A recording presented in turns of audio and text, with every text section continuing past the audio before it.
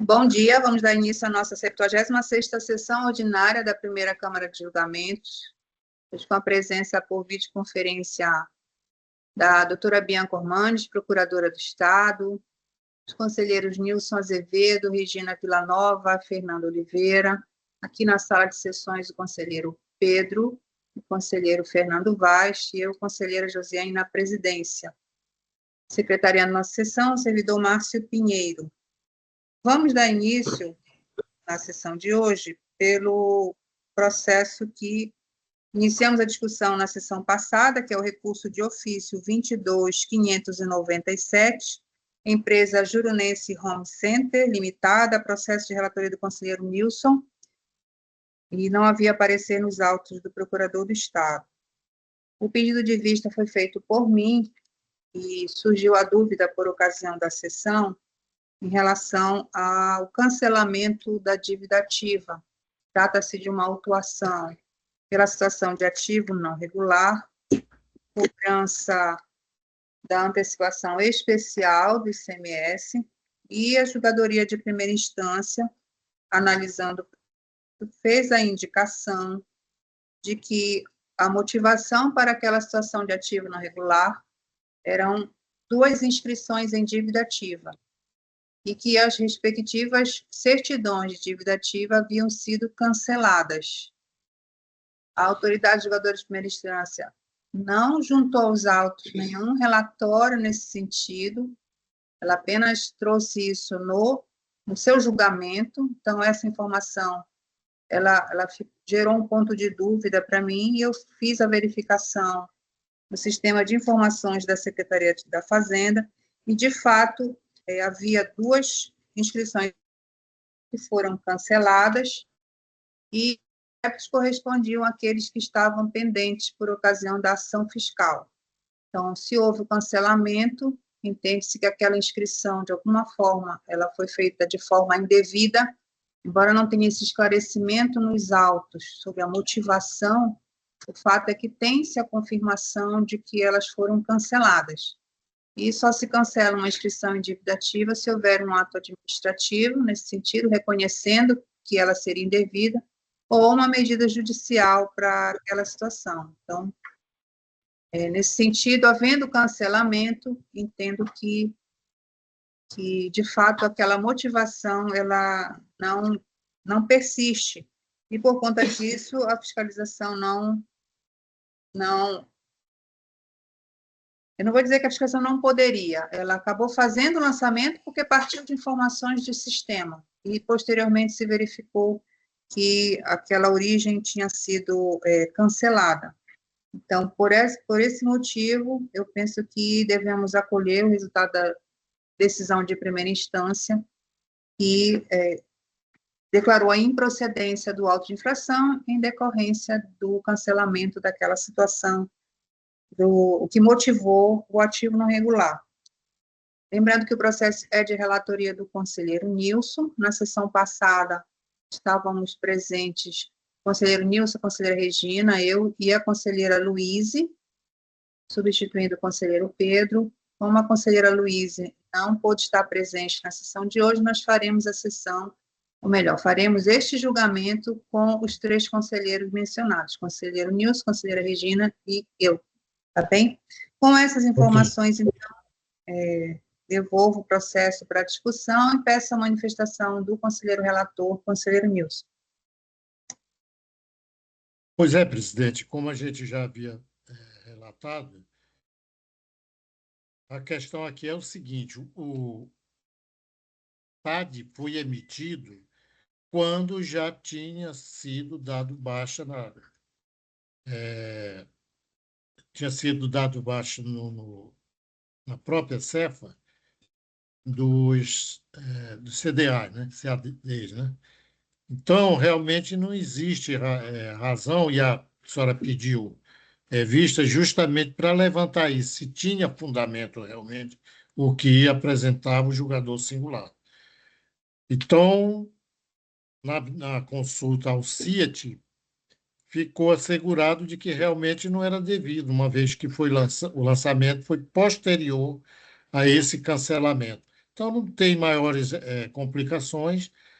Uma vez constatado isso, não vejo como ter um resultado diferente do que está aqui. É isso. Tá bem. Conselheira Regina, tem alguma consideração?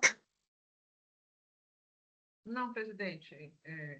Entendi o motivo da vista, a devolução confere com que foi fundamentada a decisão de primeira instância, e acrescentando as informações do conselheiro, não tem nenhum questionamento, nenhuma dúvida.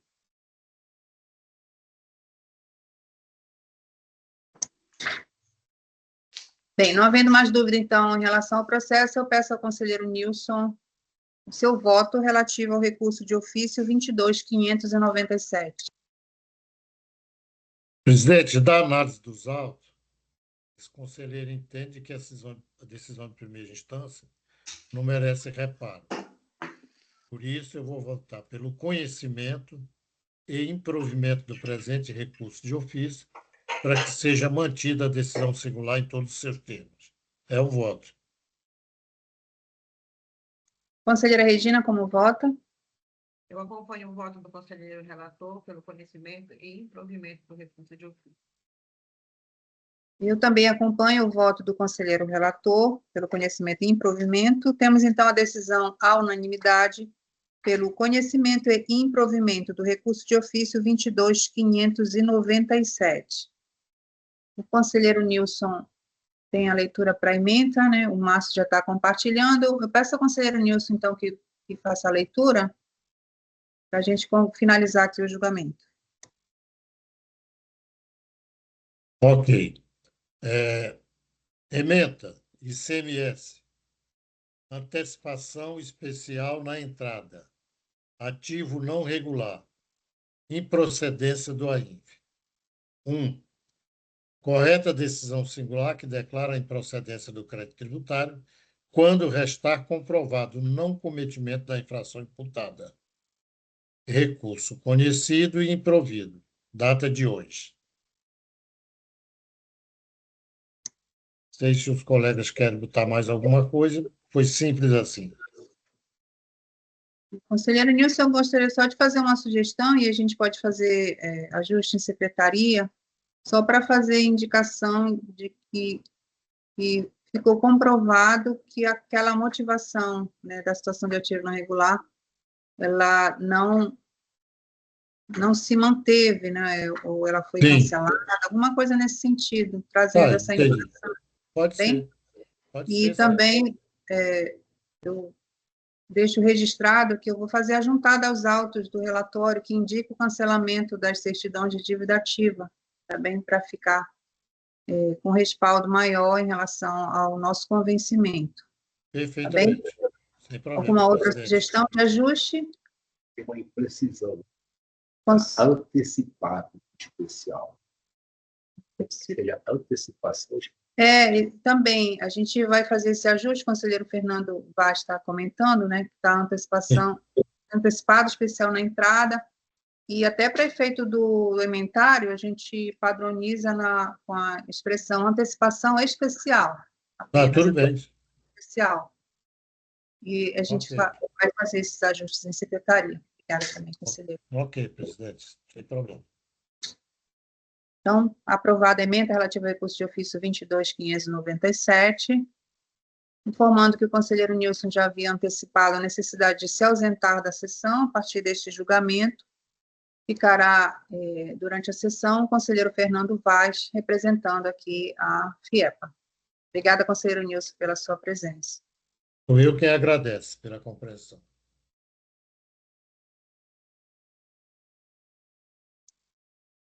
Vamos, então, dar prosseguimento à nossa pauta pela análise do recurso de ofício 22.093, empresa BM Agronegócio, processo de relatoria do conselheiro Fernando Oliveira, com parecer nos autos da doutora Bianca Ormandes. Neste julgamento, dado a relatoria do conselheiro Fernando Oliveira, a conselheira Regina Villanova não participará neste julgamento. Eu peço ao conselheiro Fernando Oliveira a leitura do relatório. Verso presente processo sobre lançamento fiscal decorrente de auto de infração e notificação fiscal lavrado contra o sujeito passivo em 27 de agosto de 2021, em virtude do seguinte: descrição da infração, ocorrência. O contribuinte deixou de recolher ICMS relativo à operação de venda de mercadorias enquadradas na isenção prevista do artigo 64, anexo 2 do regulamento do ICMS, sem cumprir a exigência do parágrafo 8º do mesmo dispositivo legal. Vale dizer, não deduziu o valor correspondente ao imposto dispensado no preço final da mercadoria comercializada. O sujeito passivo foi regularmente notificado do AINF via domicílio eletrônico do contribuinte em 2 de setembro de 2021 e apresentou impugnação. Em sua impugnação, em síntese, o contribuinte alegou que a fiscalização não levou em consideração as informações constantes do expediente fiscal referente ao período, erro na capitulação do fato, que o levantamento fiscal não levou em consideração as notas fiscais relativas ao período e cumpre integralmente com suas obrigações principais acessoras, em conformidade com a legislação aplicável, que houve erro no levantamento fiscal, visto que não houve segregação das mercadorias isentas e das mercadorias tributadas. Ainda em sua defesa, o contribuinte requereu a realização de diligência para que fosse refeito o levantamento fiscal. O julgador de primeira instância administrativa proferiu decisão de folhas 39 até 41 verso, determinando a realização de diligência para fins de complementação e correção de erros materiais do AINF. Foi determinado que, fim da diligência, o prazo para impugnação seria reaberto. O sujeito passivo foi regularmente notificado do resultado da diligência e da reabertura do prazo para apresentação de impugnação via domicílio eletrônico do contribuinte em 24 de novembro de 2023, tendo deixado de apresentar nova impugnação. O julgador de primeira instância administrativa proferiu decisão de folha 58 e 59 verso pela procedência parcial do AINF, entendendo que as provas produzidas em diligência comprovaram o descumprimento do artigo 64, parágrafo 8º, anexo 2 do regulamento do ICMS do Estado do Pará, visto que as notas fiscais do período não demonstram expressamente a dedução do valor correspondente ao imposto dispensado no preço final do produto. Entretanto, entendendo que o crédito constante do AINF deveria ser reduzido de R$ 3.557.018,68 para R$ 3.288.704,08, em razão das provas produzidas em diligências que estão na mídia de folha 50. O sujeito passivo foi devidamente cientificado da decisão singular via carta de aviso de recebimento folha 62. O Estado ofertou recurso de ofício em 22 de outubro de 2024, motivo pelo qual os autos foram remetidos ao TAF.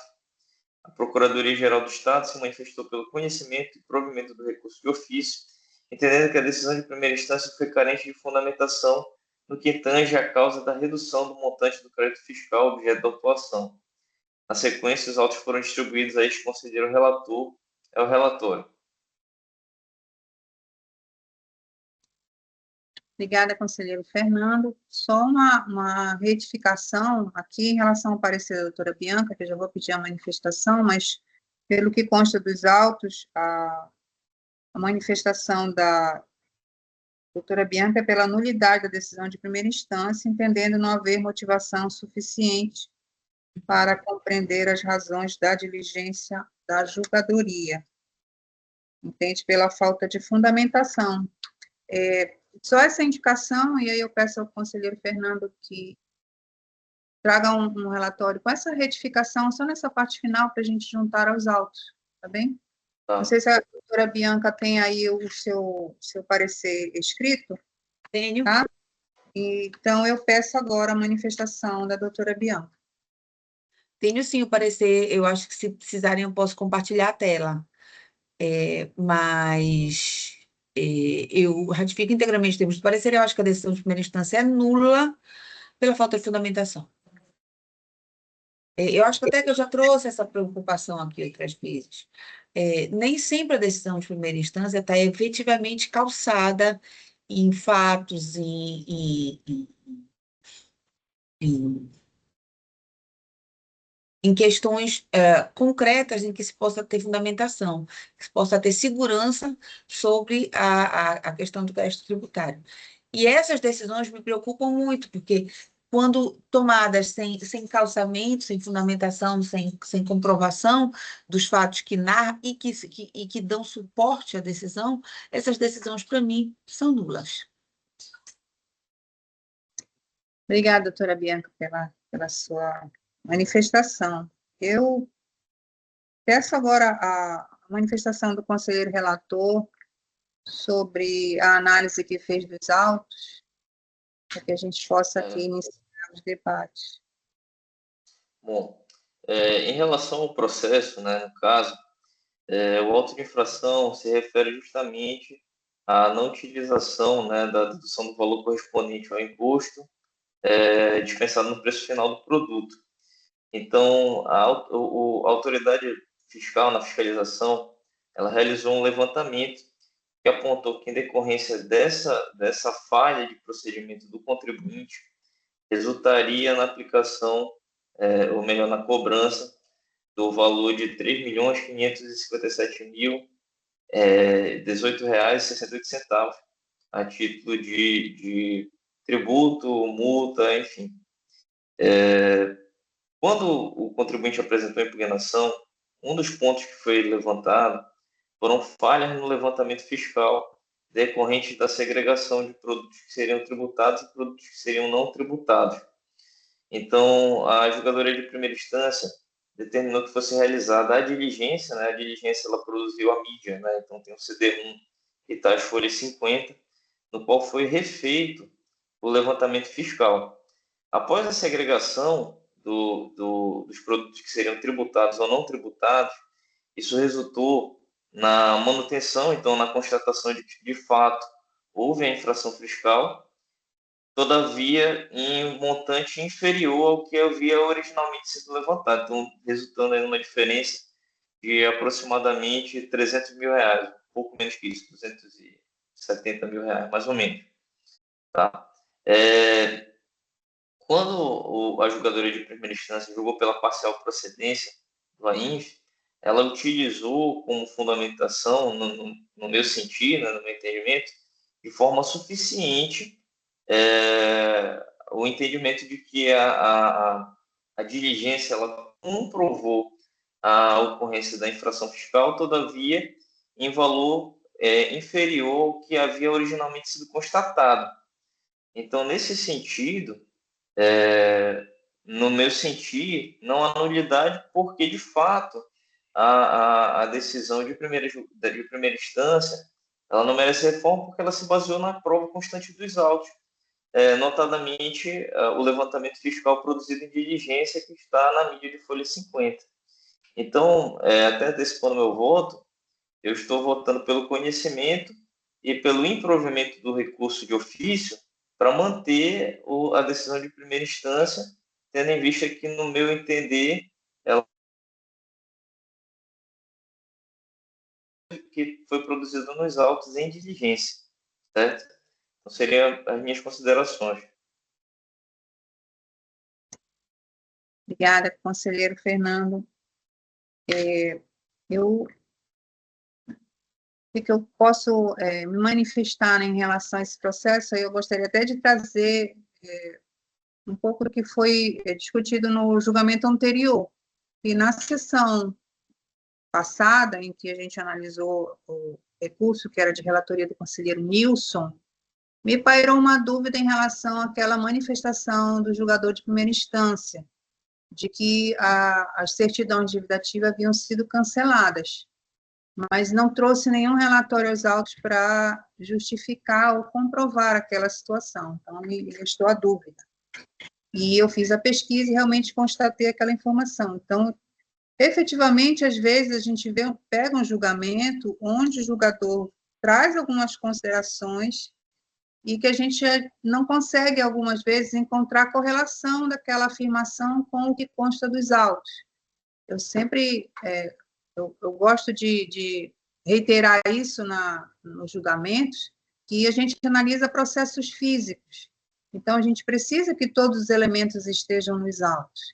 A preocupação da doutora Bianca, ela é relevante nesse sentido, porque houve uma diligência, há um relatório de diligência onde efetivamente o auditor fiscal faz a complementação no enquadramento da infringência, indica que fez a revisão do levantamento fiscal e aponta o valor final. Não há um detalhamento neste relatório da diligência, efetivamente, sobre quais itens, quais operações, de quais períodos houve a retirada, né? E se foi em razão da alegação de defesa, né, que indicava que algumas operações eram tributadas normalmente e foram consideradas pela fiscalização, ou se por um outro motivo. Realmente, o auditor ele não traz maior detalhamento em relação aos ajustes que fez em diligência. Isso realmente gera uma preocupação, porque às vezes o julgador singular apenas indica que o crédito tributário foi reduzido conforme diligência. Então, paira essa dúvida. Então, é relevante realmente a preocupação da doutora Bianca. Mas pela análise que foi feita pelo conselheiro relator, e também pelo que eu verifiquei dos autos, eu penso que talvez a gente possa superar essa questão de que a decisão de primeira instância não traga informações muito claras a respeito disso. Então, como mencionou o conselheiro Fernando Oliveira, há uma nova planilha nos autos, onde a fiscalização refaz o levantamento fiscal. O que eu observei também nos autos é que tem um mês, que é o mês de maio de 2016, não sei se o conselheiro Fernando tem a cópia dos autos aí, mas o mês de maio e o mês de junho, eles trazem o mesmo valor de imposto, que pode ser uma coincidência, né, pelo valor das operações, ou pode ser um erro da fiscalização ao transcrever o valor que ele apurou no levantamento. E no levantamento que ele apurou, tinha algo em torno de R$5.000, uma coisa assim, eu não lembro agora o valor, porque está em mídia digital e a gente não consegue trazer aqui, mas está essa informação no levantamento inicial. Então, o mês de maio, para mim, evidencia que houve um erro na transcrição dos valores da fiscalização. E nos 2 meses está 69.508, então a fiscalização repete no mês de junho o mesmo valor. E após a diligência, esse valor, esse mês de maio, ele, só um minutinho, deixa eu só confirmar aqui, ele cai para 3.309. É o mês que tem a maior diferença que implicou na redução do crédito tributário. Então, para mim, está claro aqui nesse período que houve esse erro no transporte dos valores do levantamento fiscal inicial para o auto de infração, que, em função disso, como eu verifico essa situação, eu entendo que há justificativa para a redução do crédito tributário em relação a esse período, e nos demais meses há uma redução menor de valores, e a fiscalização apresenta com o novo levantamento todas as notas fiscais que resultaram no valor que está sendo cobrado agora após diligência. Então, eu penso que é possível a gente considerar essa retificação no lançamento em função do que foi trazido pela fiscalização no levantamento fiscal após diligência. Eu entendo que a gente consegue extrair essa informação dos autos. E, dessa forma, eu penso que a gente poderia superar a questão da nulidade, que foi trazida, né, levantada pela doutora Bianca, porque o julgamento não traz com detalhes essa questão, mas que, pela análise dos autos, eu entendo ser possível chegarmos à compreensão do que foi ajustado pela fiscalização na diligência. E após essa diligência, em relação às notas fiscais que permaneceram no levantamento fiscal com a indicação dos valores, não houve manifestação do sujeito passivo. Então, é uma matéria, a partir da diligência, né, uma matéria que não foi impugnada, e nem é objeto de análise aqui no tribunal, porque não houve apresentação do recurso voluntário. Então, nós estamos analisando apenas a parcela do crédito que foi retirada. E eu entendo que é possível identificar a motivação para essa redução do crédito tributário com base no levantamento fiscal após diligência. Então, nesse sentido, eu penso que a gente pode fazer o julgamento. E aí eu pergunto ao conselheiro Pedro, também ao conselheiro Fernando, se tem alguma manifestação nesse sentido, qual é o entendimento dos conselheiros em relação a essa questão. Presidente, eu entendo a colocação feita pela procuradora, a doutora Bianca, e também entendo o posicionamento efetuado pelo conselheiro relator. E com as ponderações feitas pela presidente, eu também vejo que é possível de ser superada a questão da fundamentação em não acarretar a nulidade da decisão de primeira instância, porque existe a fundamentação, porém carecendo de alguns detalhes que permitam identificar exatamente os itens retirados do levantamento.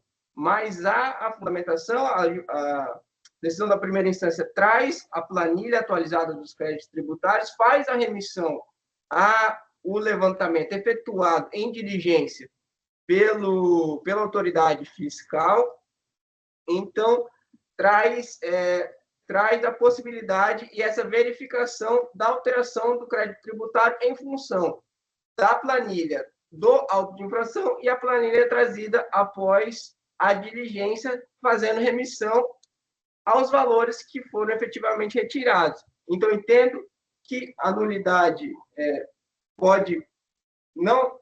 E a decisão, na verdade, está fundamentada, porém, carece de algum detalhamento que não prejudica, no meu entender, o voto e o posicionamento também manifestado pelo relator. Entendo dessa maneira sobre as questões trazidas aqui para julgamento, presidente. Obrigada, conselheiro Pedro. Conselheiro Fernando Vaz, alguma consideração? Tenho sim. Eu entendo que o debate do entendimento se concentra em imprecisões materiais. Ou seja, tínhamos uma posição antes, temos agora uma outra posição, onde se constatou a redução do crédito. Entendo que a tutela administrativa deve ser adequada. Entendo igualmente que a fundamentação, a ausência dela ou a insuficiência dela demandam unidade. Nessa linha, eu penso que o parecer da doutora Bianca é pertinente e voto no sentido da educação. Tá bem.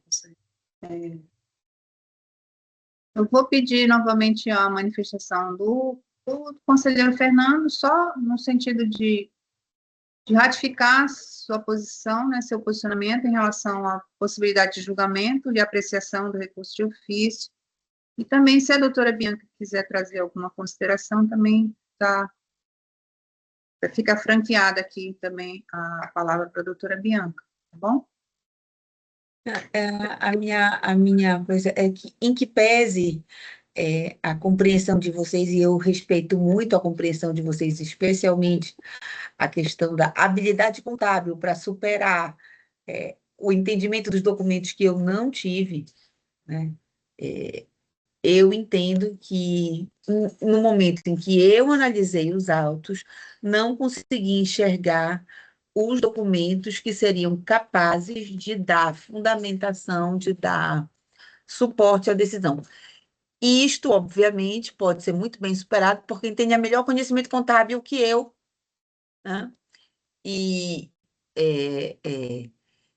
eu ratifico o meu parecer, porque entendo que no momento em que eu vi os autos, não consegui enxergar as motivações da diligência, não consegui enxergar o suporte que a diligência precisava para conseguir chegar àquela decisão, mas o fato de que eu não enxergo não muda o fato de que outros profissionais tenham a habilidade de ler dos documentos essas questões.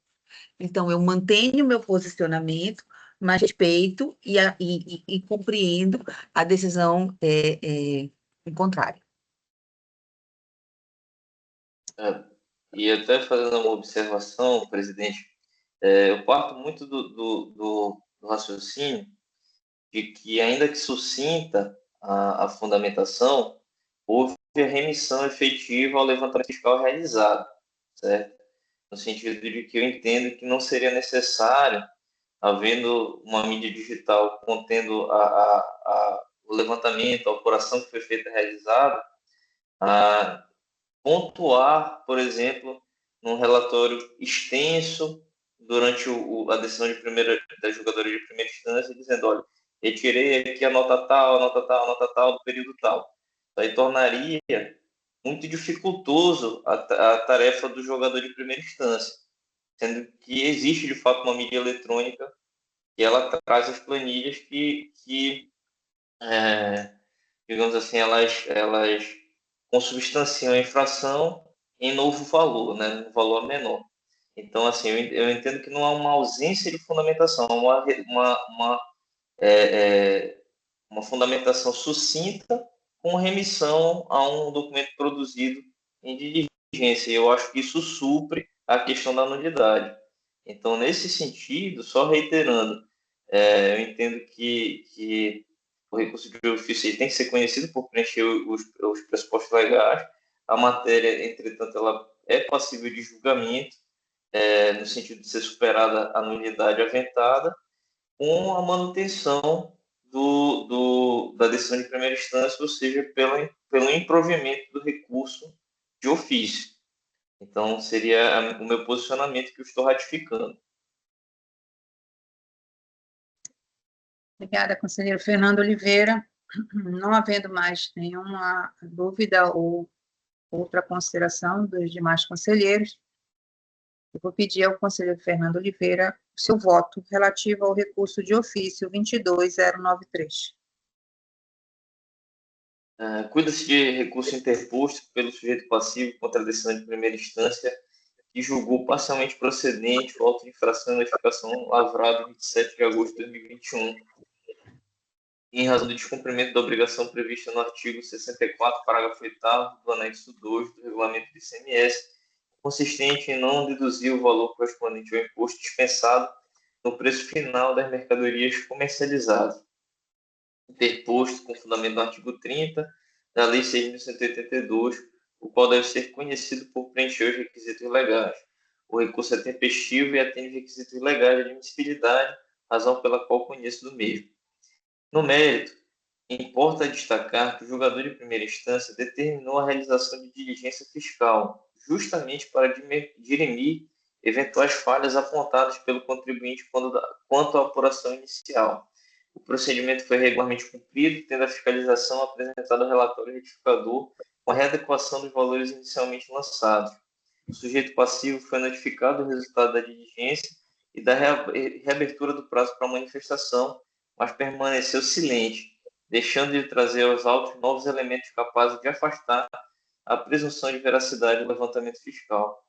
As provas constantes do processo, sobretudo aquelas produzidas em diligência, vide a mídia digital de folha 50, evidenciam de forma clara e objetiva que as notas fiscais do período não consignaram expressamente a dedução do valor do ICMS dispensado em afronta ao comando do artigo 64, parágrafo 8º do anexo 2 do regulamento do ICMS do Estado do Pará. Tal omissão resulta na exigibilidade do crédito tributário correspondente, observada a correta redução do valor lançado, inicialmente de R$ 3.557.018,68 para R$ 3.288.704,08, em face da retificação promovida pela fiscalização. Ressalta-se que a decisão de primeira instância analisou com precisão os elementos dos presentes autos, reconhecendo parcialmente a procedência do auto de infração, justamente para adequar o crédito tributário ao montante efetivamente apurado após a diligência. Neste particular, cumpre salientar que não se verifica no caso concreto a ausência de fundamentação aduzida pelo Estado em sede de parecer da PGE.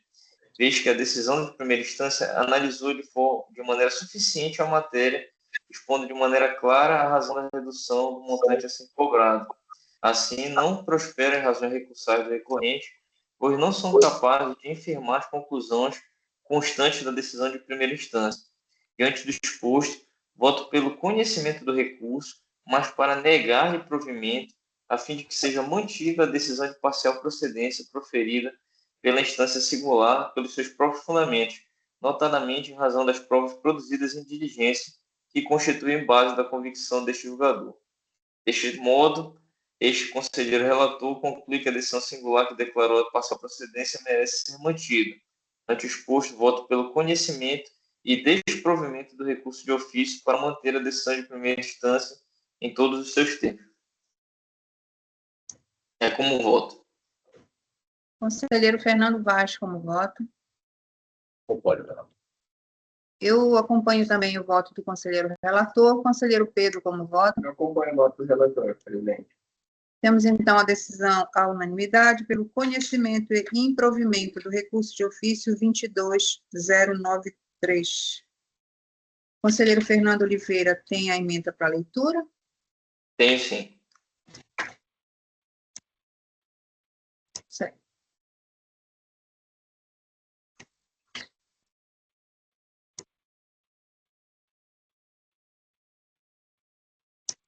Está visível? Já, sim, pode fazer a leitura. Recurso 22093, de ofício, né? Conselheiro Fernando Peixoto Fragoso Fernandes de Oliveira, ementa recurso de ofício, auto de infração, ICMS, mercadorias isentas, artigo 64, parágrafo 8º, anexo 2 do regulamento de ICMS do Pará. Não dedução do imposto dispensado no preço final, diligência fiscal, redução do crédito tributário, parcial procedência, manutenção da decisão. 1. Constatada em sede de diligência fiscal que as notas fiscais emitidas pelo sujeito passivo não consignaram expressamente a dedução do valor correspondente ao ICMS dispensado, esta caracterizada a infração do artigo 64, parágrafo 8º do anexo 2 do regulamento do ICMS. 2. A diligência corrigiu equívocos materiais resultando na redução do crédito tributário lançado de R$ 3.557.018,68 para R$ 3.288.704,08. 3. Deve ser mantida a decisão de primeira instância, que entendeu pela manutenção da exigência fiscal com a redução dos valores originalmente cobrados. 4. Recurso conhecido e desprovido. Obrigada, conselheiro Fernando. Eu vou sugerir alguns ajustes que podem ser feitos em secretaria também, conselheiro. Só lá na emenda onde está recurso de ofício, eu entendo que está repetitivo, porque no início, quando dá o número... Tá. Então, a gente pode suprimir essa indicação, auto de infração também, e no final, onde tem assim, manutenção da decisão, aí acredito que a gente pode colocar a manutenção da decisão de primeira instância ou decisão singular, só para deixar bem caracterizado. Acredito que a questão do valor também, a gente sugere que retire daqui, a gente tem algumas preocupações em relação à indicação de valores nos textos que são publicados no Diário Oficial do Estado, no caso, ou mesmo no site do Tribunal.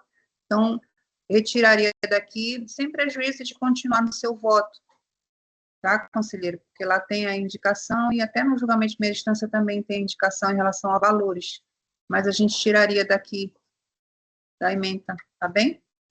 Tá ok, sem problema. Era isso. Alguma outra sugestão, conselheiros? Isso já é realizado. Então, aprovamos a emenda relativa ao recurso de ofício 22093. Obrigada, conselheiro Fernando Oliveira. Fazendo a indicação, então, pela presença da conselheira Regina Villanova, que ela voltará a participar dos demais julgamentos na sessão de hoje, e o conselheiro Fernando Oliveira, se tiver necessidade de se ausentar, fique à vontade, Agradeço sua participação. Muito obrigado. Uma boa sessão a todos. Até mais. Na pauta da sessão de hoje, nós tínhamos o recurso de ofício 20.155, empresa Ponto Luz Comércio de Material Elétrico Limitada, processo de relatoria da conselheira Luíse Bertoli. Estava na nossa pauta de hoje, entretanto, por motivo justificado de ausência da conselheira Luíse, este processo, então, será retirado de pauta. Voltará para a discussão em um outro momento, sendo feito previamente o anúncio de pauta com publicação no Diário Oficial do Estado, como determina o regimento interno do tribunal. Vamos passar, então, para os... São 2 recursos da mesma empresa, eles estão destacados em separado, porque tem algumas particularidades, e a menos que o conselheiro relator entenda pela possibilidade de analisarmos em conjunto, separados, então, a gente vai fazer inicialmente a análise relativa ao recurso 224.11. Pode ser, conselheiro? 224.11. 224.11? São 2 recursos. Não. 224.11 e 222.63. Qual o senhor prefere, então? Não, o recurso 22.263. Pode ser. Pode ser. Pode ser. Então, vamos iniciar a análise relativa ao recurso voluntário 22.263, empresa NM de Oliveira, processo de relatoria do conselheiro Fernando Vaz, comparecer nos autos da doutora Bianca Ormandes. Eu peço ao conselheiro relator a leitura do relatório. Obrigado, presidente. Trata-se de recurso voluntário interposto pela pessoa jurídica denominada NM de Oliveira, com sede no município de Portel, hostilizando a Constituição mediante regular procedimento no montante apurado de R$ 281.766,90, sob argumento do princípio da não cumulatividade do ICMS. Na peça recursal, folhas 64 e 65, sustenta a recorrente que, aspas, o princípio da não cumulatividade do ICMS tem assento constitucional, assim grafado no artigo 155, inciso 2, parágrafo 2º, 1 da Carta Política. Será não cumulativo, compensando-se o que for devido em cada operação relativa à circulação de mercadorias ou prestação de serviços, com o montante cobrado nas anteriores pelo mesmo ou outro Estado, ou para serviços com o montante no Distrito Federal, desculpe. Assim, o valor cobrado a título de ICMS nas entradas de produtos dá origem a um crédito, que poderá ser aproveitado pelo contribuinte e compensado com o valor do imposto a ser recolhido nas saídas. Esse princípio constitucional tem por finalidade reduzir o custo do processo produtivo e comercial, minimizando o impacto dos impostos sobre o preço dos bens e serviços de transporte e de comunicação, de forma que seja tributado somente o valor acrescentado a cada fase do ciclo econômico. Desta forma, por seu relevante papel econômico e social, o princípio da não cumulatividade não pode sofrer restrições, exceto aquelas já previstas na própria Constituição Federal. Fecha aspas.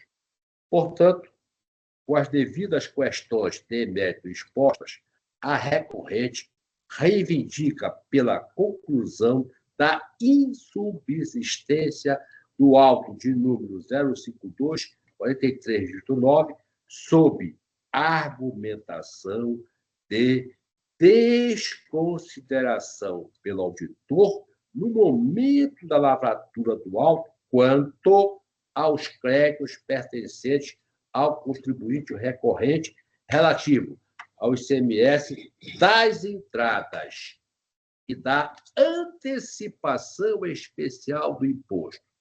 No arremate final, pugna pela nulidade do auto de infração e notificação acima identificada, juntamente com seus efeitos.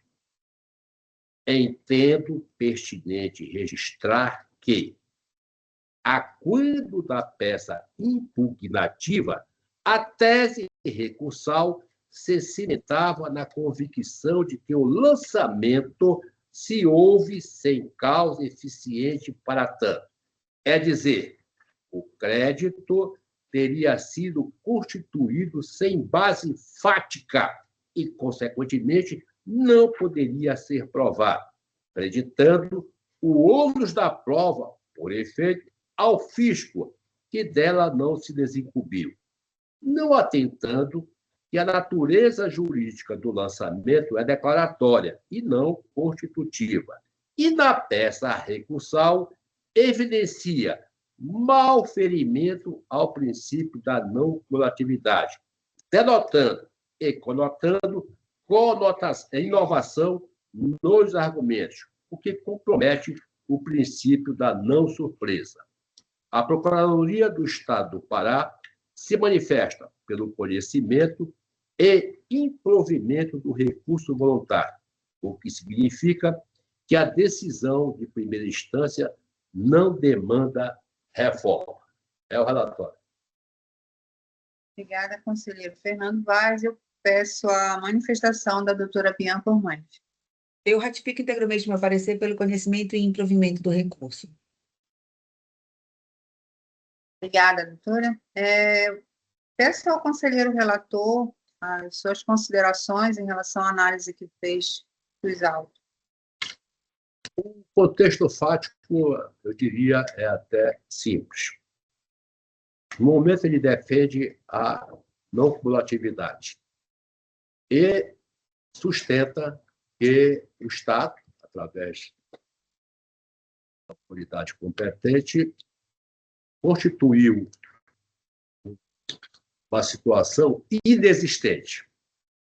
Ou seja, não havia causa eficiente para o auto de infração. Seguida, ele vem com a tese de que, no princípio da não cumulatividade, onde deveria haver a prova e a contraprova, ou seja, acredita e devida para se apurar o saldo. Na minha percepção, ele não opôs nenhum fato impeditivo, modificativo ou extintivo a desconstituir o fato definido, a meu ver, pelo Estado como existente. Certo. Ok, conselheiro?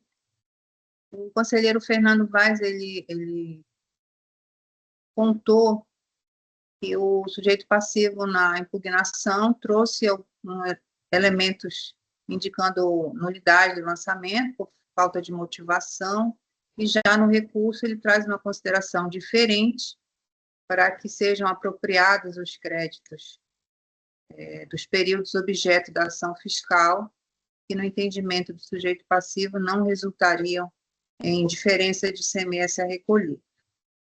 Eu gostaria aqui de fazer uma indicação relativa ao tipo de levantamento que foi feito para este lançamento tributário. Aqui a fiscalização, ela faz uma indicação de que houve uma notificação de autorregularização ao sujeito passivo.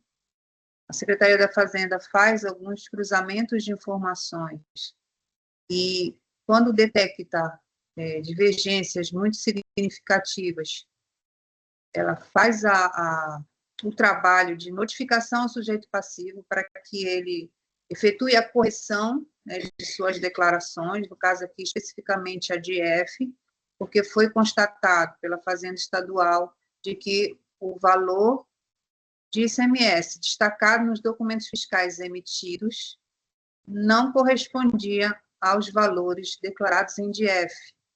Então, houve essa tentativa de autorregularização que não foi exercida pelo sujeito passivo e, após isso, foi lavrado o auto de infração. Então, o levantamento realizado traz essa indicação de que, na declaração de informações econômicas fiscais, os valores das operações de saída foram declarados a menor do que, efetivamente, as operações de saída, né, que foram realizadas. E a fiscalização cobra a diferença em relação aos valores que não foram oferecidos à tributação para a fazenda estadual. Então, é um tipo de levantamento que não refaz a apuração do imposto. O sujeito passivo tem a sua escrituração normal, ele faz a indicação de que tem saldo credor no período, traz até a escrituração fiscal, cópia da escrituração, do resumo da escrituração, da apuração de cada mês. Entretanto, para esse tipo de levantamento que está se cobrando é aquele valor que não foi oferecido à tributação por ocasião da apresentação da DF. Por isso eu entendo também que não há nenhuma justificativa para que seja refeita a apuração do sujeito passivo na tentativa de que créditos decorrentes das operações de entrada possam ser aproveitados para esse tipo de levantamento. Eu verifiquei dos autos que, nos períodos em que o valor do crédito tributário é mais elevado, que são os meses de março e julho de 2020, o sujeito passivo simplesmente apresentou a DF zerada. Então, é como se, nesses meses, a fiscalização estivesse cobrando, basicamente, a totalidade das operações de saída, porque não houve apresentação da DF. Então, nesse sentido, esse levantamento da fiscalização, eu entendo que ele está bem demonstrado em relação aos documentos apresentados pela empresa. O levantamento feito pela fiscalização parte de todas as notas fiscais emitidas, com tributação de ICMS, então a fiscalização não atribuiu débito de ICMS para operações que não tinham débito, está verificando apenas operações com débito de ICMS, e apontou essas diferenças. E também compreendo, como mencionou o conselheiro relator, que a defesa não trouxe elementos para a desconstituição do lançamento tributário. As considerações que eu gostaria de trazer. Conselheiro Pedro, tem alguma consideração? Presidente, eu entendi, foi bem esclarecedor as palavras do relator e também o disposto pela presidente. Entendo que o levantamento efetuado pela fiscalização são de documentos fiscais não oferecidos à Fazenda, não declarados, e que a questão trazida em sede recursal de aproveitamento dos créditos da sua apuração não se confunde com os valores exigidos pelo auto de infração. Dessa forma, entendo que essa alegação não tem mérito para afastar a exigência do crédito exigido no auto, presidente. Conselheira Regina, alguma consideração? Presidente, só me deixe claro qual é a ocorrência, a infração cometida, da divergência da DF com documentos fiscais emitidos. Nós estamos cobrando uma diferença, mas trata-se de omissão de saída, não? Não há indicação de omissão de saída. A ocorrência, o contribuinte deixou de recolher ICMS resultante de operação não escriturada em livros fiscais, a penalidade aplicada, artigo 78, inciso 1, a linha C, da Lei 5.530 de 1989. Não há indicação de omissão de saída, os documentos fiscais foram emitidos, e esse foi o levantamento da fiscalização, a partir dos documentos emitidos. Ok, tirei a minha dúvida. Muito obrigada, presidente. Não tenho nenhum questionamento. Bem, não havendo mais dúvidas em relação ao processo, eu peço ao conselheiro relator o seu voto relativo ao recurso voluntário 22.263. Satisfeitos os coeficientes extrínsecos e intrínsecos de admissibilidade, conheço do recurso. Desde logo, fixo um ponto controvertido, relevante e determinado para o verdito da questão. Ou seja, o sujeito passivo extinguiu ou não a obrigação tributária via causa de fato denominada pagamento, ou tal obrigação se extinguiu via causa de direito denominada prescrição decadência. E, claro, para se chegar a tal hesitação, se haverá de percuir se houve ou não a materialização do fato gerador pertinente. O conteúdo do lançamento, folhas 1, 13, destaca a utilização do método analógico. Dito de outro modo, confrontou o conteúdo dos documentos fiscais emitidos dentro do período determinado pela Ordem de Serviço 2/2020, pela recorrente, com os valores declarados no instrumental denominado Declaração de Informações Econômico-Fiscais e escriturados no livro Registro de Saídas da Escrituração Fiscal Digital. E, de tal encontro, face a face, constatou que a recorrente declarou parcialmente as operações de saída efetuadas com débito do ICMS. E, predita assimetria, restaram comprovadas pelas notas fiscais eletrônicas e notas fiscais de consumidor eletrônica, emitidas onde a não escrituração e a não declaração de parte do ICMS implicou não recolhimento parcial do ICMS, devido atraindo, consequentemente, a incidência dos seguintes dispositivos.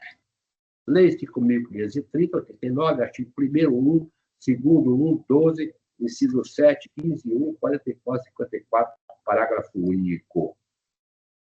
Este é o fato constitutivo do sujeito ativo. Por outro lado, o sujeito passivo não opôs fatos impeditivos, modificativos ou extintivos, e nem fatos positivos, capazes de viabilizar a inexistência daquilo que resultou do conflito, se limitando a qualificar a atuação do fisco como não provada e, mais adiante, como contrária ao princípio da não cumulatividade. Daí que o julgamento de primeira instância, folhas 52 e 53, com muita propriedade, destaca que, aspas, entretanto, os argumentos da defesa não podem prosperar, porque, ao contrário do que afirma o impugnante, a atuação não foi feita por presunção, uma vez que escorada em prova material da infração. Ou seja, no anexo 1 do AIF, desde a notificação de autorregularização enviada via DEC ao contribuinte, autuado. Nos anexos 2 e 3, identificadas por chave eletrônica, no anexo 4 do AIF, tem-se que as GFs apresentadas no anexo 5 e do AIF, tem-se o confronto da EFD e de EF, versus notas fiscais de saída emitidas. E no anexo 6, tem-se um resumo, por mês de referência, do ICMS devido e não declarado. Sendo assim, os elementos de prova da infração constante dos autos são robustos, e a defesa é que não apresentou toda a prova capaz de refutar. Portanto, não há que se falar em falta de prova da infração imputada ao impugnante. Fecha aspas. O que não demanda reparos. E assim, procedente o débito no valor até então apurado de 281 mil. Sendo assim, o recurso voluntário não desconstitui as razões de e para decidir, determinando o não provimento das motivações recursais. Em ratificação, recurso não provido. Obrigada, conselheiro Fernando. Eu vou acompanhar o voto do conselheiro relator pelo conhecimento e improvimento do recurso voluntário 22.263. Conselheiro Pedro, como vota? Eu também acompanho o relator, presidente. Conselheira Regina, como vota? Acompanho o voto do conselheiro relator. Temos, então, a decisão à unanimidade pelo conhecimento e improvimento do recurso voluntário 22.263. Conselheiro Fernando, tem emenda para leitura? Eu tenho para leitura. Para leitura apenas, né? Não para compartilhar. O conselheiro pode fazer a leitura. Constatada a ausência de recolhimento parcial pelo sujeito passivo dentro do prazo legal do ICMS em função de operação não escriturada e não declarada em livros fiscais, correto o procedimento para a constituição do crédito tributário pertinente, em conformidade com os seguintes fundamentos legais. Lei 5039, artigo 54, parágrafo único, artigo 12, artigo 455 do decreto 4676. Então, eu coloquei aqui recurso desprovido. Ah, tá. Isso no final a gente ajusta em secretaria, essa formatação. Recurso que o conselheiro Fernando Vaz atua como relator. E os ajustes de formatação faremos em secretaria. Acredito que a emenda está dentro do que foi discutido. Aprovamos, então, a emenda relativa ao recurso voluntário 22.263. Vamos, então, agora para a análise do recurso voluntário 22.411. A empresa é NM de Oliveira, limitada, é a mesma empresa. Até a mesma inscrição estadual, mas períodos distintos, ações fiscais distintas. Processo de relatoria, também do conselheiro Fernando Vaz, comparecer nos autos da doutora Bianca Ormanes. Eu peço ao conselheiro a leitura do relatório. Inconformada com a decisão de primeira instância, folhas 44, parágrafo 3, que conheceu a peça impugnante e manteve inalterado o conteúdo do auto de infração e notificações fiscais número 6688, folhas 0105, cuja causa eficiente para a imputação se cimenta na não declaração de operações de saída efetuadas com débito do imposto sobre circulação de mercadorias e serviços, cujo evento ou fato se encontra devidamente demonstrado via notas fiscais eletrônicas e notas fiscais de consumidor eletrônica, emitidas em face da não escrituração e não declaração de parte do ICMS, o que configura a situação jurídica em desconformidade com a Lei Estadual 5.530, artigo 1º e 5º, tal. Não sei se eu posso cortar, porque... Sim, na leitura o senhor pode passar essas indicações. Decreto Estadual 4676. Ok? Atraindo a sanção prevista no artigo 78 da Lei 5530. A pessoa jurídica denominada NM Oliveira interpõe recurso voluntário, folhas 61 e 64.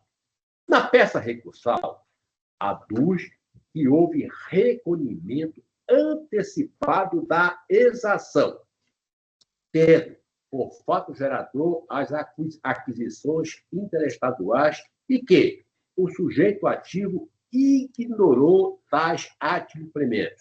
E tal anomalia viabilizou a criação de crédito artificial.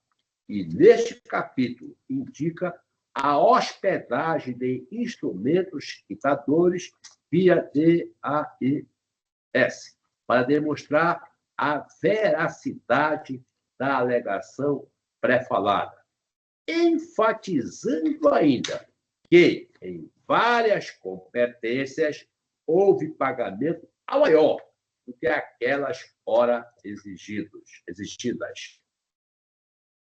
Suscita a questão prejudicial, uma vez que as competências janeiro a agosto de 2018 se encontram fulminadas pela caducidade, na quadra subsequente envereda pela tese de que, existindo crédito em razão da aquisição de mercadorias para revenda, incidindo na espécie o princípio da não cumulatividade, e tais fatos se encontram devidamente registrados, mas o procedimento declaratório não considerou tais evidências. Investe agora na não observância do devido processo legal, uma vez que o pedido de fornecimento de notas fiscais ao sujeito ativo não foi atendido, o que justificaria a materialização de diligência fiscal. Alega que a sanção aplicada, multa, é desproporcional e, por efeito, apresenta caráter confiscatório. Pugna pelo deferimento de prazo para a juntada das notas fiscais solicitadas, objetivando instruir eficazmente a defesa administrativa. E a omissão da administração vilipendia o contraditório e a ampla defesa. Alega juntada de documentos. Encerra, pugnando pela decretação de decadência parcial, pela compensação de valores pagos, pelo reconhecimento do direito ao crédito do ICMS, pela reclassificação ou requalificação da infração, implicando redução da multa aplicada e abertura de diligência fiscal. Manifestação da Procuradoria-Geral do Estado, pelo conhecimento e desprovimento do apelo administrativo. É o relatório, presidente. Fernando, essa manifestação da doutora Bianca Ormães. Eu ratifico meu parecer nos autos pelo conhecimento e improvimento do recurso. Obrigada, doutora.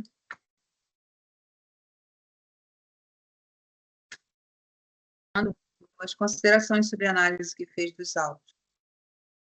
O sujeito passivo ele suscita a questão prejudicial, decadência, das competências, diz, em seguida, vários capítulos do recurso, que andou mal o fisco porque não atendeu uma demanda por fornecimento para fiscais, e o fisco se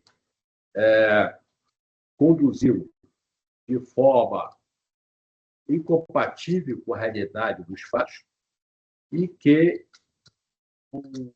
a multa tem natureza confiscatória. Pede, em pedidos alternativos, a diligência, a redução e a exclusão de créditos. Em resumo, esta a postura. Bem, o auto de infração foi lavrado com base no levantamento, muito semelhante àquele que foi tratado no julgamento do processo anterior. Aqui, o período fiscalizado é 2018, a fiscalização fez o mesmo levantamento, verificando as notas fiscais de saída da empresa, no período objeto da ação fiscal, e fazendo a comparação com a escrituração fiscal digital e os valores declarados em DIEF. Nesse caso também, a fiscalização previamente fez uma notificação ao sujeito passivo para que efetuasse a correção de suas declarações pelas informações divergentes, né, que foram identificadas pelo cruzamento de informações da Secretaria da Fazenda, e o sujeito passivo não atendeu a essa notificação. Então, a autuação é para cobrança do imposto que foi destacado nas notas fiscais de saída, que não tiveram a efetiva escrituração e declaração em DIEF pelo valor total das operações realizadas. Aqui há um diferencial em relação ao argumento de decadência, que, no meu ponto de vista, não deve ser acolhido. Aqui, a notificação do auto de infração foi feita em 4 de novembro de 2023, e o auto de infração traz períodos de referência desde janeiro de 2018 até novembro de 2018. Verifiquei no sistema de informações da Secretaria da Fazenda, embora o sujeito passivo também não tenha apresentado nenhum documento comprovando pagamentos relativos ao período que pudessem atrair, de alguma forma, a regra do artigo 150, parágrafo 4º do CTN, eu verifiquei no sistema de informações da Secretaria da Fazenda de que o sujeito passivo não efetuou recolhimentos relativos à sua apuração mensal.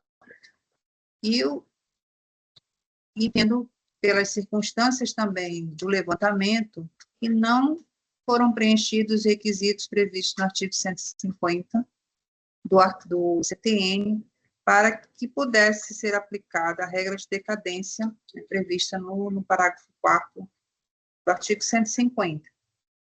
Verifiquei que o sujeito passivo, nos meses de janeiro, fevereiro, março e novembro, apresentou a DIEF sem valores declarados, totalmente sem valores, então não houve a apresentação de valores à fiscalização, à Secretaria da Fazenda, para que houvesse homologação do período. E também não houve recolhimentos no Código de Receita 1131, que corresponde à apuração normal do ICMS. Então, dessa forma, eu entendo que deve ser afastado o argumento de defesa, aplicando-se, no caso, a outra regra de decadência prevista no CTN, que está no artigo 173.1, que o lançamento pode ser realizado no período de até 5 anos, a contar do primeiro dia do exercício seguinte, aquele em que poderia ser feito o levantamento. Então, a notificação poderia ser feita até o final do ano de 2023, como foi feita no mês de setembro de 2023, entendo não ter sido alcançado pela decadência o crédito tributário que foi constituído.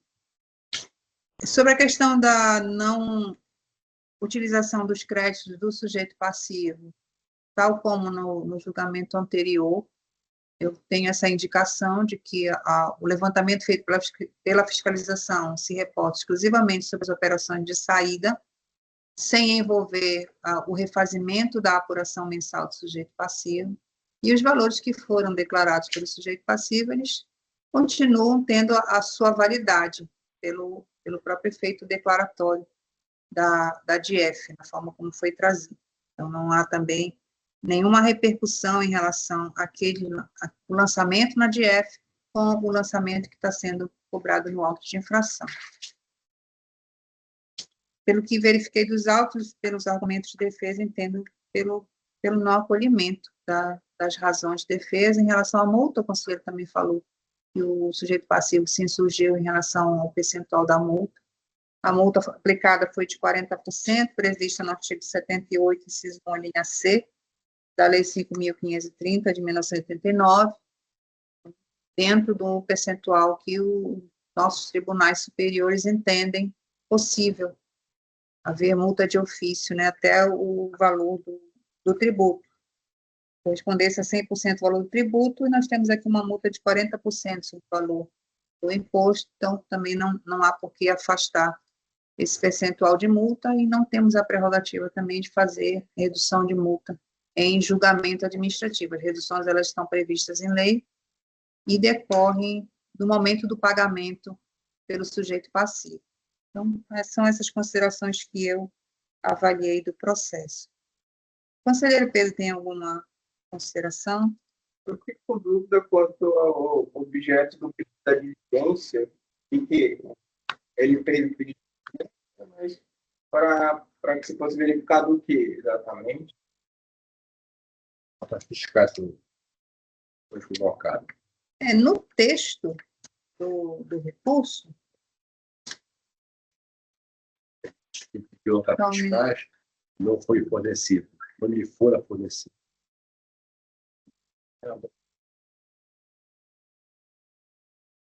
ele diz que o sujeito passivo diz que, assim que tomou ciência da autuação, requisitou à Secretaria da Fazenda fornecimento de notas fiscais de entrada e saídas relativas ao período fiscalizado. Diz que não houve retorno da autoridade fazendária, prejuízo ao contraditório e à ampla defesa. Assim, ele pede um prazo suplementar para a juntada das notas fiscais. Então, o pedido da diligência é específico para a juntada das notas fiscais. Certo. Entendo que não deve ser acatado, uma vez que as notas fiscais objeto da autuação estão presentes no levantamento e as demais notas fiscais do contribuinte, ele tem a obrigação da guarda dos seus documentos emitidos. Em relação à decadência, que foi aqui o ponto trazido diferentemente do recurso anterior, eu compartilho da posição exarada pela presidente de que a regra geral, muitas vezes parece que alguns contribuintes não entendem, de que a regra geral é aquela do artigo 173, inciso 1º do CTN. O que existe é uma antecipação dessa contagem de decadência no caso de lançamentos sujeitos à homologação, em que o contribuinte oferece ao fisco os valores da sua apuração para que ele meramente os homologue quando, já em decisões proferidas pelo STJ, haja pagamento do imposto sujeito à homologação. E, nesse caso, o que nós vislumbramos aqui é um imposto cobrado de documentos fiscais emitidos, em que, em alguns meses, nem mesmo a declaração, a DIEF, foi entregada com valores disponíveis ao fisco para que os homologasse, e valores que não foram incluídos na apuração do contribuinte que permitissem ao fisco efetuar a homologação desses valores. Então, a contagem do artigo 150, parágrafo 4º, para mim, entendo que não é atraída, uma vez que o que está sendo cobrado aqui são valores de documentos fiscais apurados mediante o levantamento do auditor, em que não houve em nenhum momento a declaração desses valores e, consequentemente, a disponibilidade para que o fisco a homologasse. Dessa forma, seria, então, a fiscalização teria até o ano final de dezembro de 2023 para efetuar a notificação, e assim o fez, em setembro, se eu não me engano. Então, quanto à decadência, entendo que não resta configurada aqui nesse caso. Os pagamentos trazidos de 1173, acredito, são extrapuração e nada se confundem com o objeto da atuação, que é o ICMS normal exigido aqui das notas fiscais de saída desse contribuinte. Quanto à decadência, acho que é esse ponto, e a questão dos créditos, já me manifestei no recurso anterior, entendo que não há possibilidade de compensação, uma vez que eles estão vinculados à própria apuração do contribuinte, estão lá vigentes e também não se confundem com o que está sendo exigido aqui dos documentos fiscais que não foram escriturados e nem declarados. Acho que é essa posição que eu manifesto e o entendimento que eu tenho dos pontos trazidos em sede recursal, presidente. Conselheira Regina, alguma consideração? Não, presidente, compreendi perfeitamente o auto similar ao anterior, com essa diferença em relação ao argumento da decadente. Eu não tenho dúvida quanto ao processo dos autos. Não havendo mais dúvida em relação ao processo, eu peço ao conselheiro Fernando seu voto. Investe.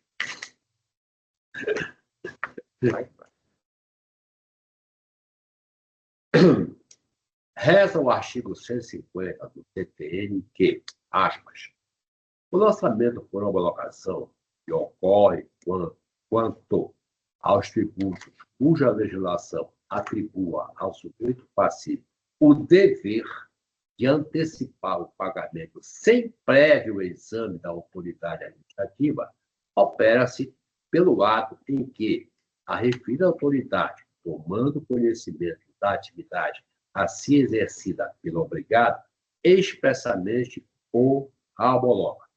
E o parágrafo 4º do mesmo artigo estatui que, aspas, se a lei não fixar prazo à homologação, será ele de 5 anos, a contar da ocorrência do fato gerador.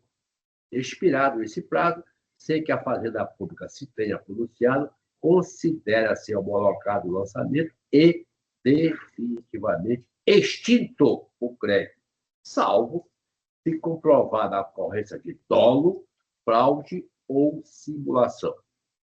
E, fecha aspas, em se considerando que a mecânica operacional do ICMS implica autolançamento e reclama a efetiva extinção da obrigação tributária, a homologação por parte do fisco. Tem-se, então, e consoante prescrito no sobredito parágrafo 4º, que o prazo decadencial se inicia a partir da ocorrência do fato gerador. Pois bem, restam igualmente evidentes que o exercício administrativo do direito de tributar via lançamento fora realizado em 25 de 8 de 2023, alcançando fatos geradores jungidos às competências 1 a 12, todos de 2018, mas as competências 1, 2, 3 e 4 se encontram, a nosso sentir, fulminados pela caducidade, sendo, por efeito, insuscetíveis de produzirem efeitos jurídicos, uma vez que sobreveio a extinção do direito. É certo que, se nos deparamos com o entendimento no sentido de que, inexistindo registros, quaisquer evidências nas movimentações operacionais, contábeis e financeiras do sujeito passivo, nihil, inexistira marco temporal para o início da contagem prazal, que seria a hipótese dos autos, haja vista que, em se compulsando as peças dos autos, nada fora localizado para as competências 1 a 4 de 2018, porque atrairia a incidência do inciso 1 do artigo 173 do Código Tributário Nacional.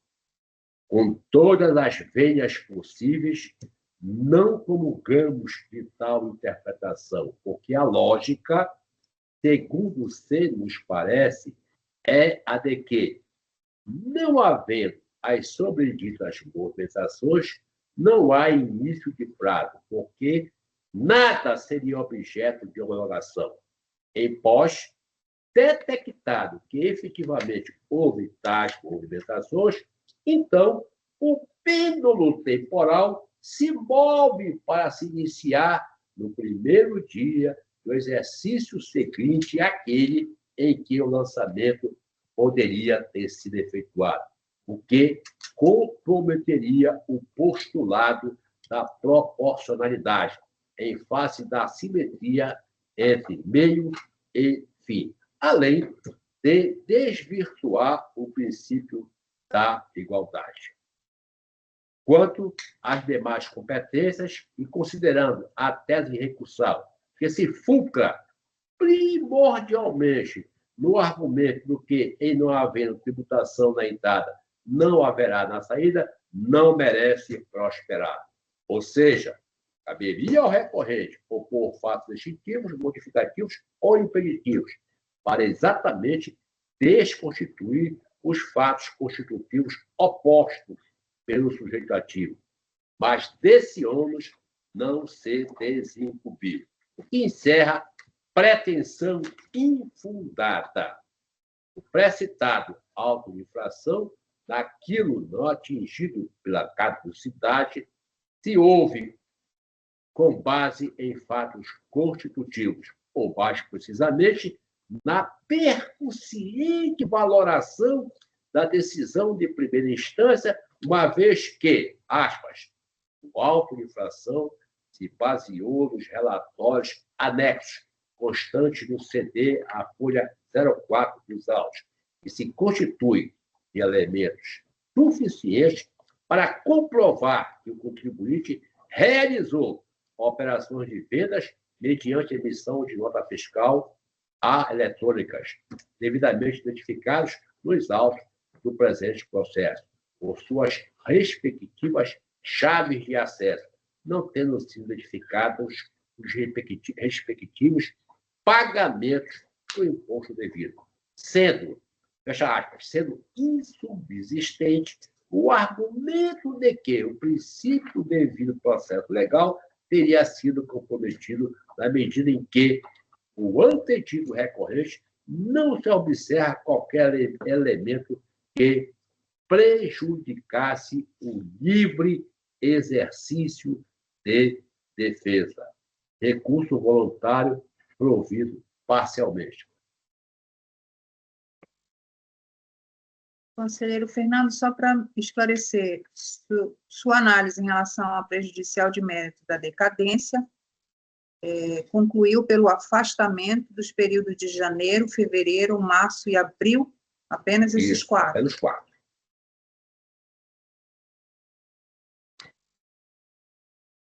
Conselheiro Fernando Paz votou, então, pelo conhecimento e parcial provimento voluntário, acatando a decadência para os 4 primeiros períodos da autuação. Meu voto é pelo conhecimento e improvimento do recurso voluntário, divergente do voto do conselheiro relator, especificamente em relação à análise da decadência, quanto à análise de mérito que o conselheiro Fernando apresentou, concordo integralmente, então, a minha divergência é apenas em relação à questão da decadência, conforme já fiz a indicação, o sujeito passivo não ofereceu os valores para homologação e não efetuou o recolhimento, entendo que são 2 requisitos previstos no artigo 150, para que a regra de decadência seja aquela trazida nesse dispositivo do Código Tributário Nacional. Não se preenchendo esses requisitos, a regra seria do artigo 173, inciso 1 do CTN. Então, o meu entendimento pela divergência especificamente em relação à decadência. Conselheiro Pedro, como vota? Presidente, eu vou acompanhar o voto divergente.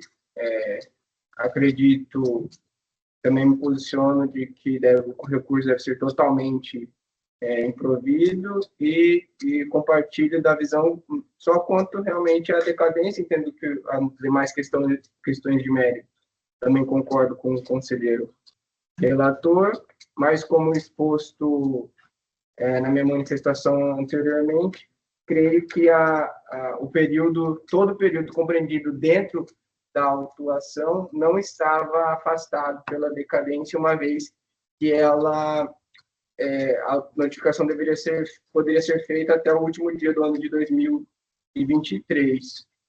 Então, acompanho o voto divergente e me coloco à disposição para a redação do voto designado, se assim for entender que seja melhor feito. E essa é a minha posição, presidente. Conselheiro Pedro. Conselheira Regina, como vota? Conselheira Regina, acho que caiu o link, a gente vai aguardar um pouquinho, ver se a conselheira Regina retorna, tá bem?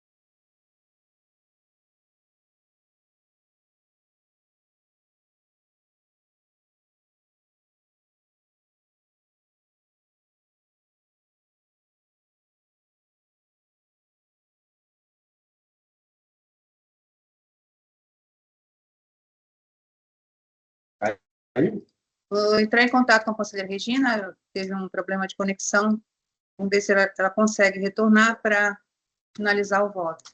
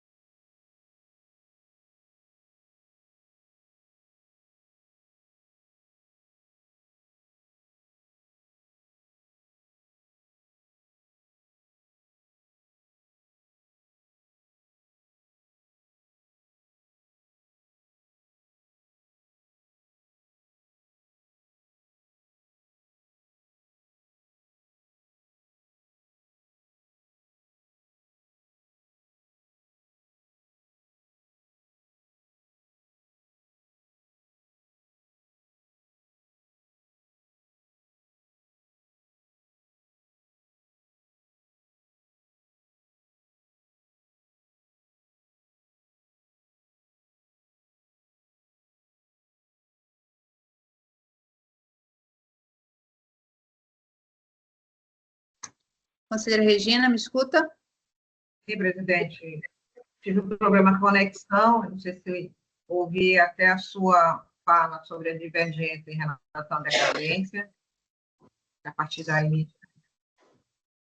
Certo, nós estamos na fase de coleta dos votos, o conselheiro relator já votou pelo parcial provimento do recurso voluntário 22.411, meu voto foi pelo conhecimento e improvimento, o motivo da divergência foi especificamente a questão da decadência, que foi acatada pelo conselheiro relator para os períodos de janeiro a abril de 2018. O conselheiro Pedro chegou a manifestar seu voto, mas como a conselheira Regina não ouviu, o conselheiro Pedro, por favor, repetir seu voto relativo ao recurso voluntário 22.411.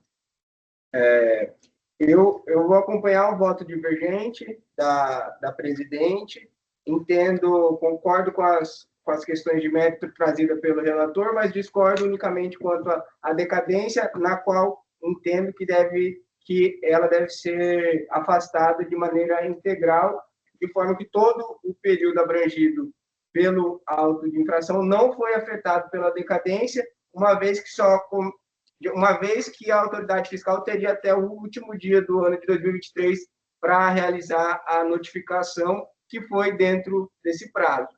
Essa é a manifestação que eu tive acompanhando a divergência manifestada pela presidente. Conselheiro Ok. Pedro, então, votando pelo conhecimento e improvimento. Conselheira Regina, como vota? Eu vou acompanhar a divergência do voto pelo afastamento integral da decadência, então eu voto pelo conhecimento e improvimento. Ok, conselheira Regina. Temos, então, a decisão por maioria de votos pelo conhecimento e improvimento do recurso voluntário 22.411. A forma regimental fica designado o conselheiro Pedro para redigir o voto na parte que foi divergente. O conselheiro relator apresenta seu voto por escrito para ser incluído nos autos. E a emenda para leitura também será redigida pelo conselheiro Pedro, será lida em sessão posterior. Com isso, concluímos, então, os julgamentos relativos à pauta de hoje. Agradeço a presença de todos os conselheiros, doutora Bianca. A gente se revê, então, na próxima sessão, no dia 3 de novembro. Até mais. Será toda Até mais.